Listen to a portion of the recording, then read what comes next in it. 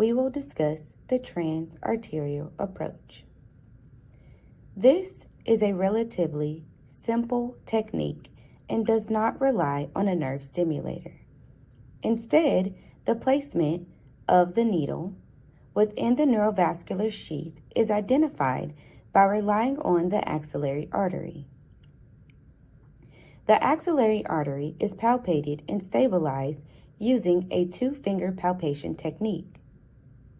As the needle is advanced toward the pulse of the axillary artery, bright red arterial blood is aspirated.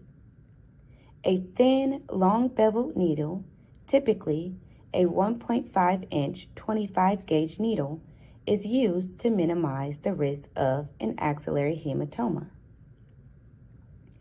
The needle is advanced deeper until blood can no longer be aspirated, meaning that the tip of the needle has exited the artery.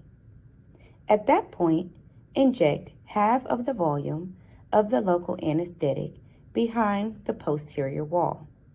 This should block the radial nerve. Then, slowly withdraw the needle while aspirating. As the needle enters the axillary artery, bright red blood will again be aspirated. Continue to withdraw the needle until blood can no longer be aspirated. This means that the needle has exited the artery and its tip is positioned superficial to the artery inside of the neurovascular sheath.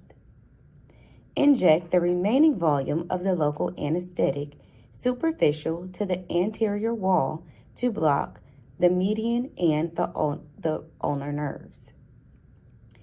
A transarterial injection is made as high up in the axillary as possible, and the needle should transverse the artery at an oblique angle.